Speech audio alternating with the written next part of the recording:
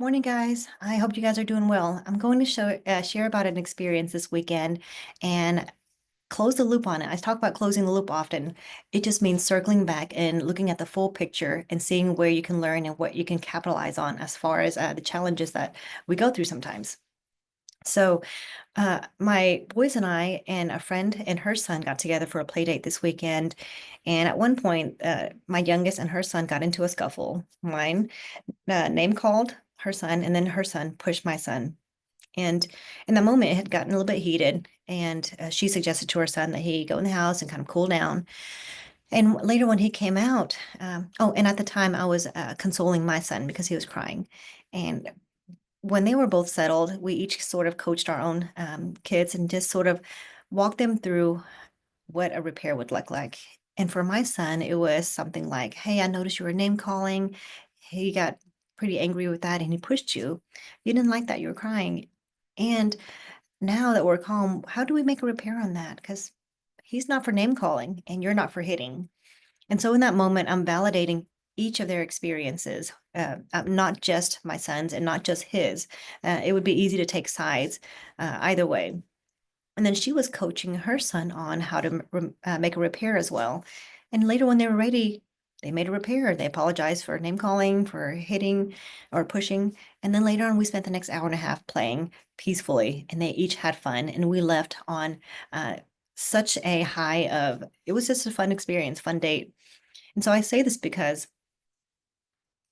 a lot of times our kids see just that experience, just the conflict, and that is what they choose to make meaning out of versus following the trajectory of the emotions that come afterwards or the actions that come afterwards and getting that full picture of, yes, this was a challenging experience and we made it through and we were successful in it.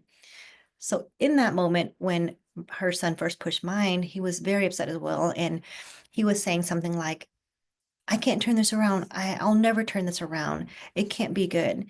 And so um, he was stuck in his own negative trajectory, his own, those big feelings of this will never end. Uh, Black and white, very rigid, inflexible thinking.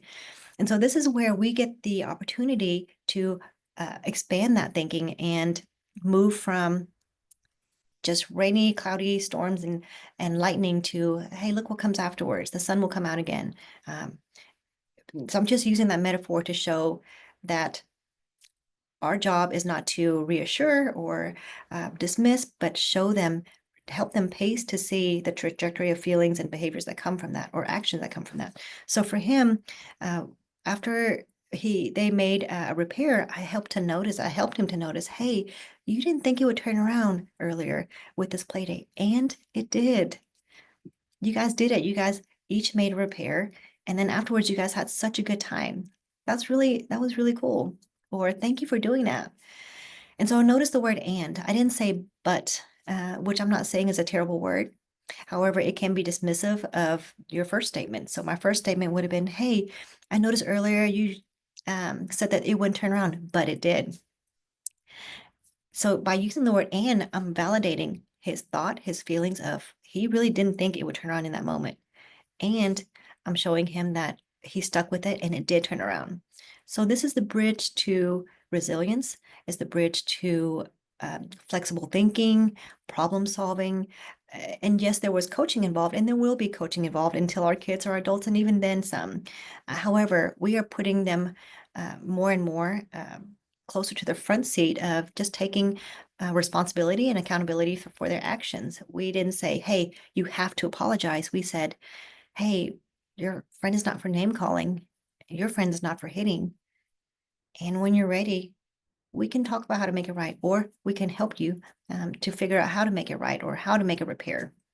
So there's this coaching, and there's also putting faith in them and accountability and certainty that they can follow through. And we're there to help them to follow through. So this was such a neat experience because, again, they got to reap the benefits of that following a challenging situation with something that was very positive.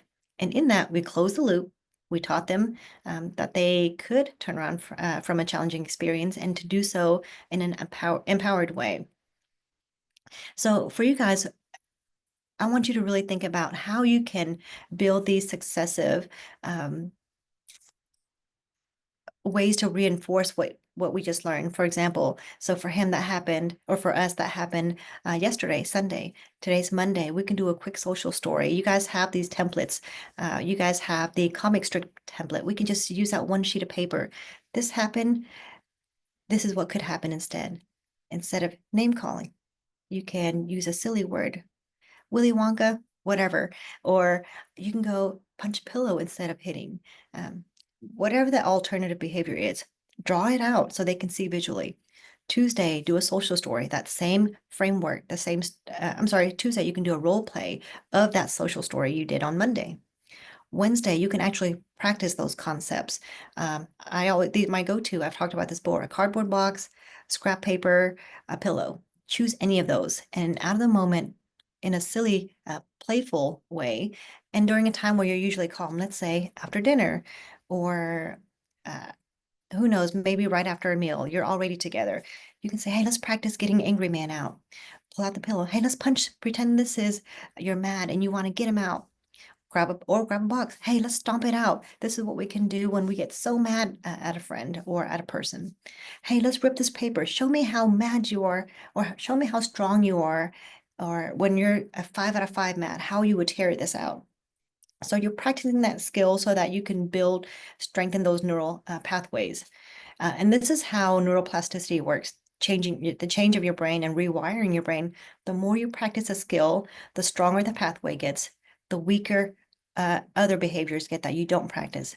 So in other words, the more we practice what I'm talking about, these alternative, more effective behaviors, the more the ineffective behaviors, those pathways can weaken. So we're replacing them bit by bit. So those are 3 days already. Monday, social story. Tuesday, role play. Wednesday, actually practicing those behaviors.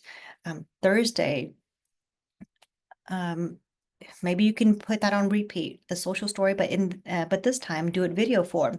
Maybe you can videotape your child acting out that social story.